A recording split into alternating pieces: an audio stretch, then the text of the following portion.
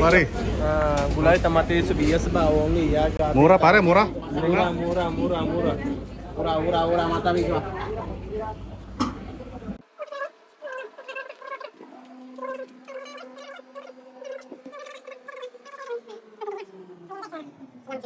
So, ang nagastos ko pala ngayon sa pamamalengke ay umabot ng bali 7.5 dinars lahat. So, budget na guys yun sa isang linggo. Ito po pala yung aking plata.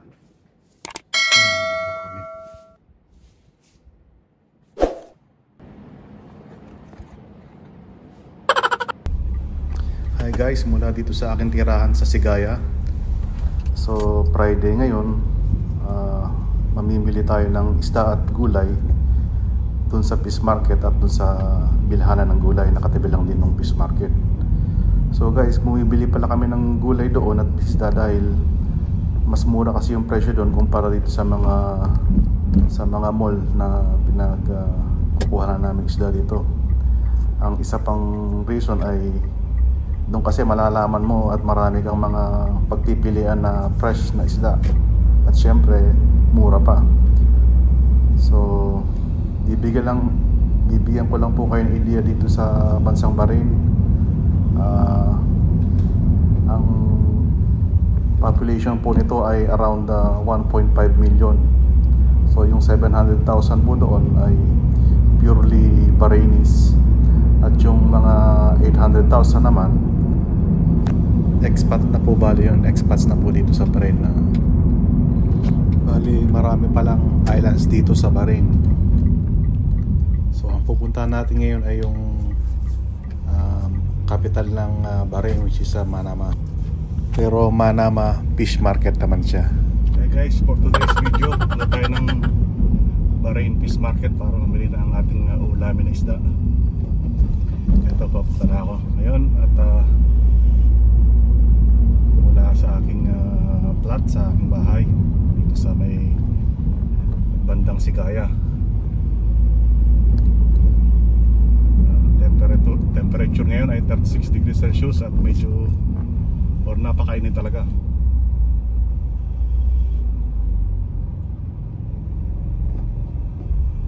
Ayan guys, University of Bahrain. Yan. Sa gilid ko.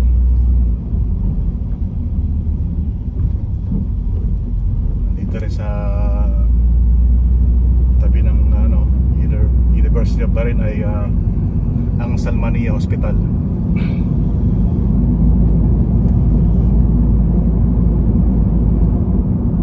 So Friday ngayon kaya walang masyadong mga sasakyan guys. So day off ng mga expat dito sa Bahrain.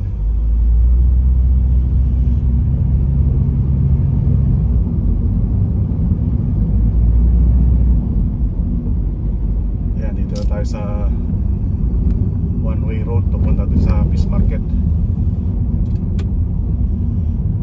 So dito pala guys sa Bahrain, yung ibang expat, 2 araw yung off nila.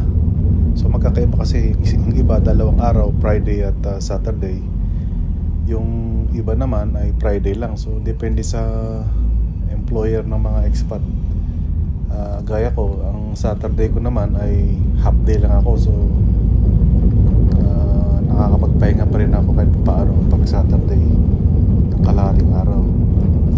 So usually naman ang Friday dito guys, ang kadalasan ginagawa naman ng naming mga OFWs ay naglalaba ganon, or gaya ko ngayon ay mamimili lang isda or mag-groceries. So ganon guys yung kalakaran sa abroad guys. Kailangan ma-discarte ka para mabuhay at hindi kailangan ng arte rito para kumita ng pera.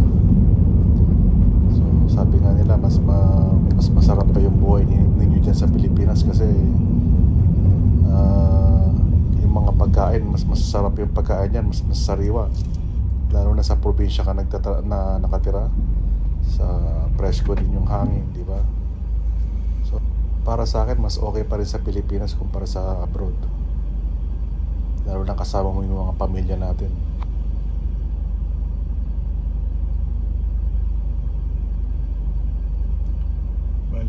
magpa 5 years na ako dito guys sa Bahrain. Dati akong nabistiro dyan sa Saudi Arabia, tapos nagsara yung kumpanya namin doon dahil hindi nagpapasahod. At nakapag-apply ako dyan sa company din sa Saudi, at dito naman ako na dinala o inassign sa Bahrain. Kaya halos 17 years na ako sa Middle East, 12 years sa Saudi Arabia, tapos 5 years na po dito sa Bahrain. So kung ikukumpara ko siguro yung Bahrain at Saudi Arabia, let's say,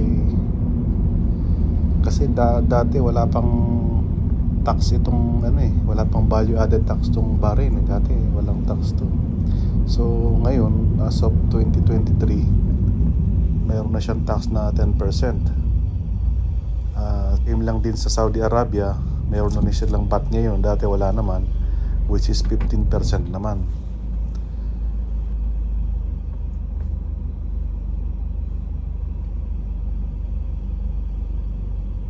Tatanungin nyo kung gaano kalaki yung Bahrain, maliit lang po siya, parang isang probinsya lang po sa atin sa Pilipinas.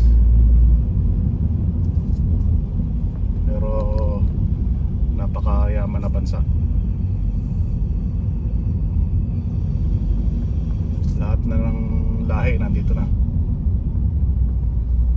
So base sa observation ko guys, ang pinakamaraming expat dito na lahi ay Indians. Parang mapangalaw siguro tayo mga Pilipino, base lang naman yan sa observation ko. Yung mga kakaunti, may nakikita ko dito mga puti, like mga European or Americans. Meron din mga Thailander, Malaysian. Marami din yung mga Bangladesh pala, Bangladeshi, saka Sri Lankan, ganyan. So magkakaiba lahi.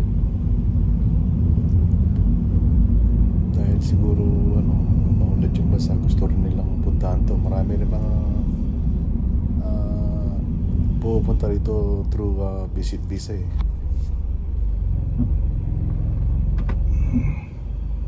Diyan guys yung Sapco Terminal, nakikita yung bus na pula na yan. Ayan yung mga public transportation dito sa Bahrain.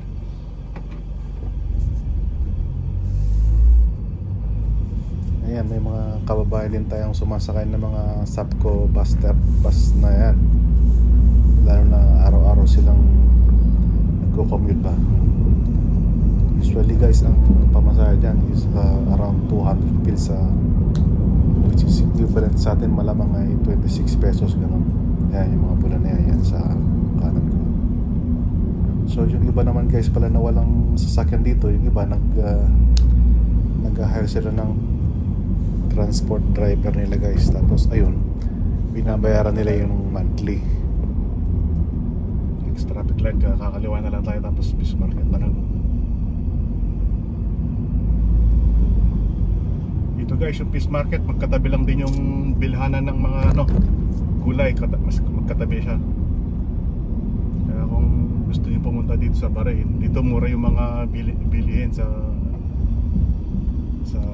vegetable market saka fish market.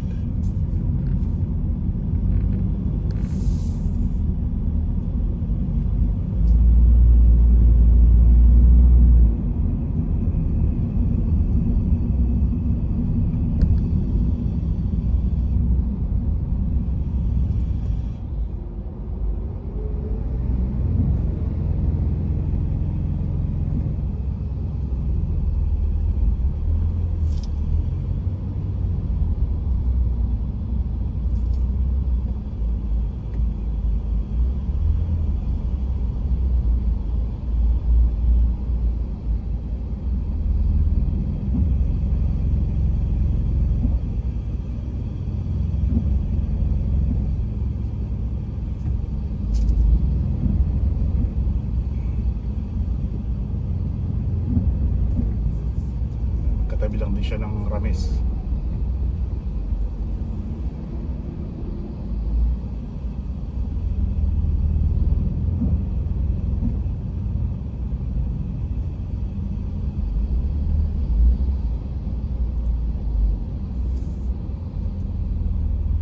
tayo sa may maliit na rotonda. At magpapark na tayo guys.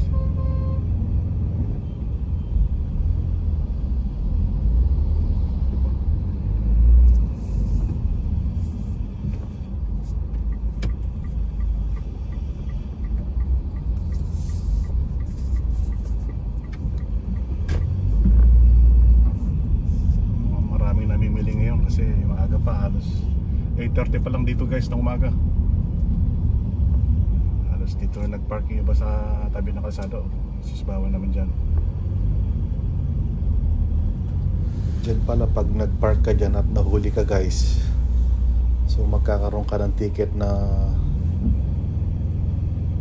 violation na 20 dinars. So if ang exchange rate ng 1 dinar is 150 pesos, 150 multiplied by 20 dinars is 3,000 pesos din yung guys.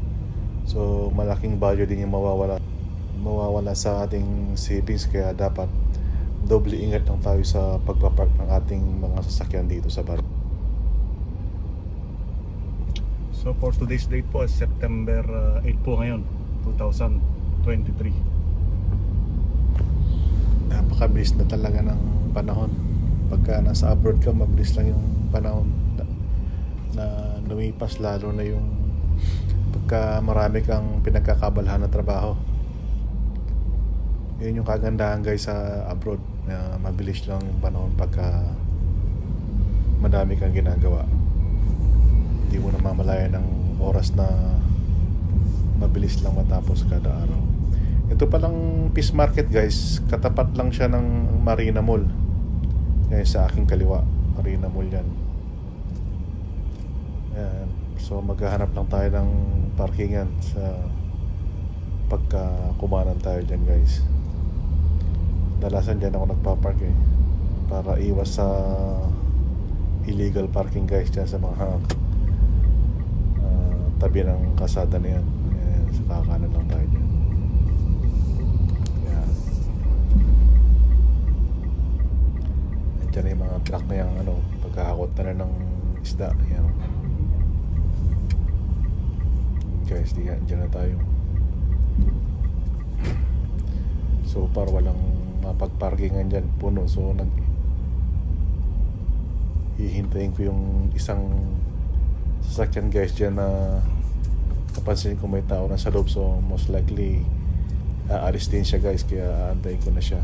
Walang parking.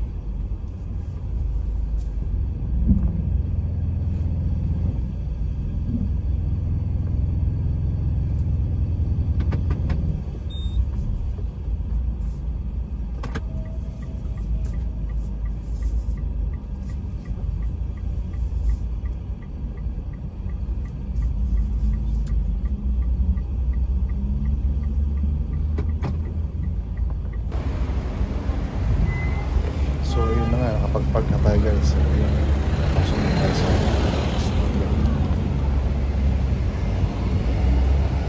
maganda muna tayo. So ito yung entrance ng Peace Market. Pwede rin naman pumasok din sa may gilid, dalawang gilid dyan.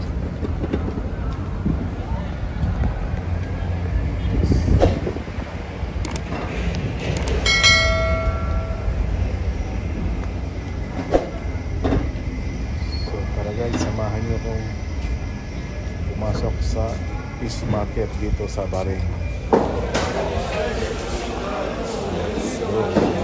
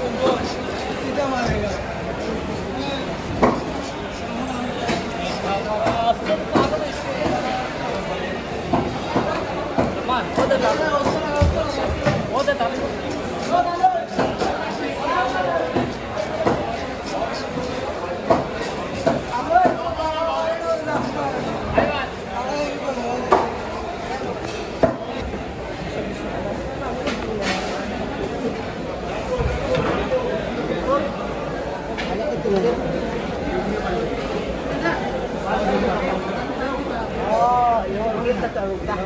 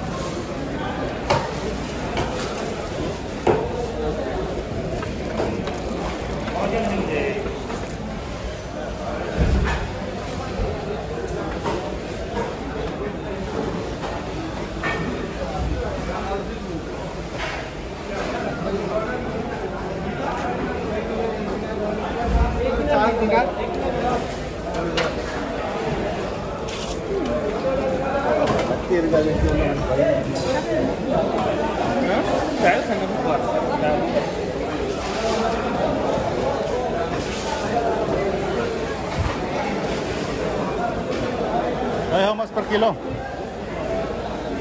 800. 2 kilo 1.5. Something like that. All together.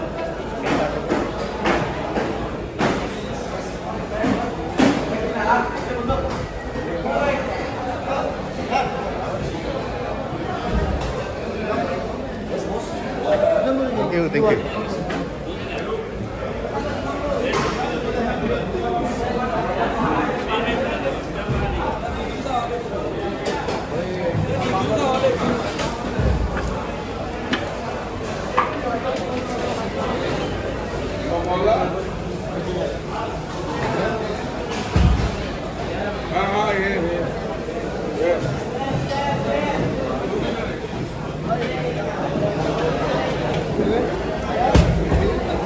Sir Abdul Rahman Utayfar.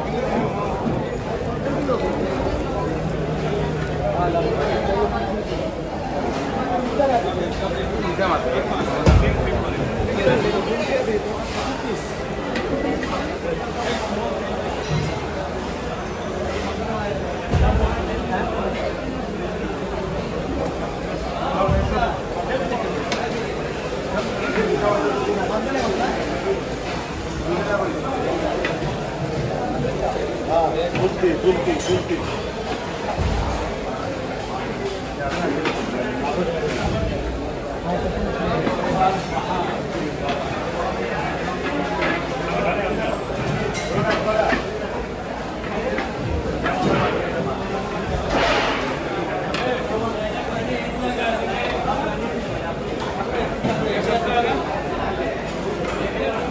हाँ भाई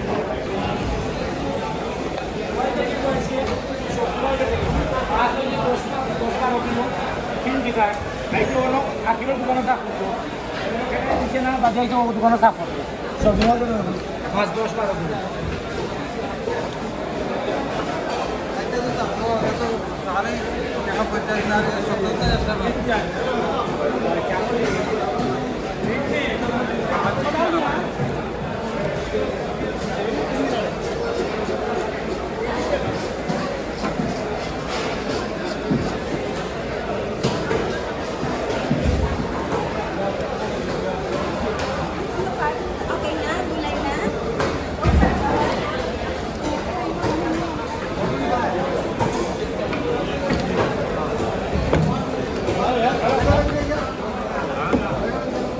Why, how much per kilo? 1.5. This one? Huh? 1.5. 1.5? What about the clams? 500. Huh? 500. 500? This is 1 kilo, huh?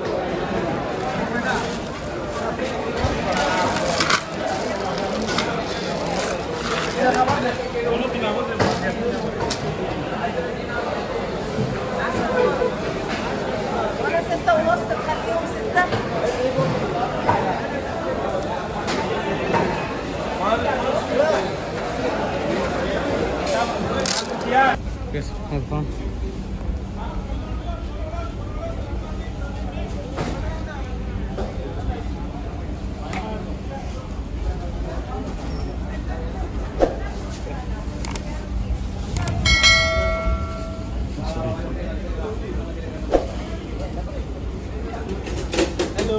Hello, pare. Gulay, kamatis, sibuyas, bawang, liya, gabi. Mura, pare, mura. Mura, matamis ba? Matamis ba? Tamis? Ito maasim. No problem, you take, no problem. Good price. Sure, good price. Give me discount. Yeah, discount. 1 kilo, 2 kilo. How much per tali? Kangkong. Take, no problem. How much? Ha? 3 rupees. Piso, no problem. Piso? 100 pills, ha? 6 is 500, okay? No, I need only two of this one only. Okay.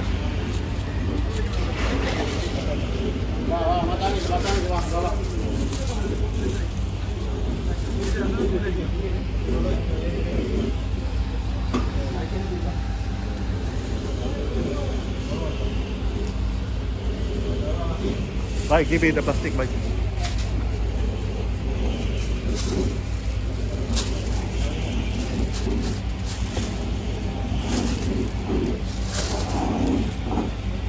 Hello, cassava, planting, onion, potato, cookie, and popo.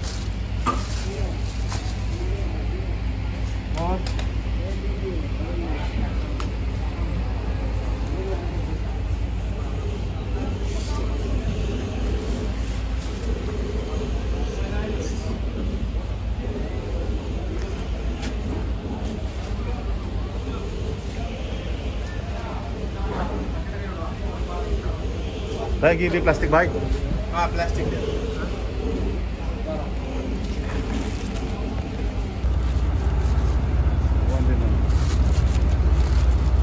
अरे our food भी बक्कर सकर करून लगे हैं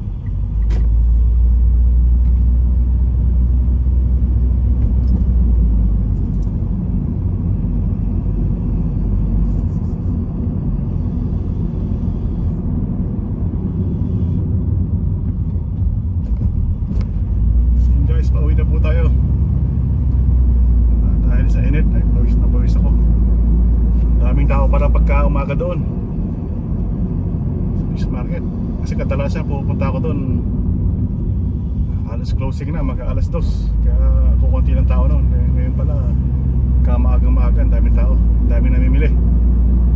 Guys, pauwi na ako sa aming bahay.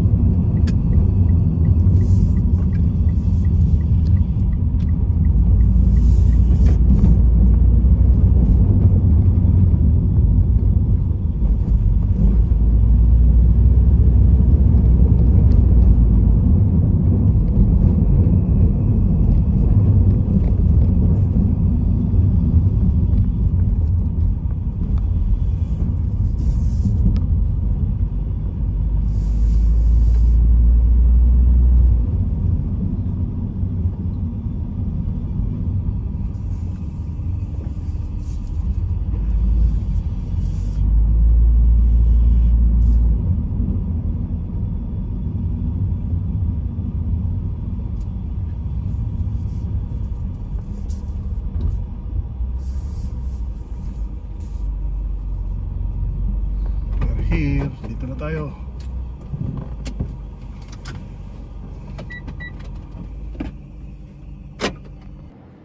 Yan guys, yung ating mga binili. Ayan, may malunggay, taklad, lemon, pupo, libre pang sili, kampong. At dito naman guys yung ito, nabili ko sa Indiano. Hinarang ako, 1 BD yan. 6 na piraso. Ito, 500 pills. Yung bangus sa tilapia na tatlo, 3.5 dinars. Saka itong ulo ng salmon, 1.5 dinars. So yun lang guys, salamat sa inyong panonood. So ang nagastos ko pala ngayon sa aking pamamalengke ay umabot ng bali 7.5 dinars lahat. So budget na guys yun sa isang linggo. Ito po pala yung aking plot. Yan, dalawa kami.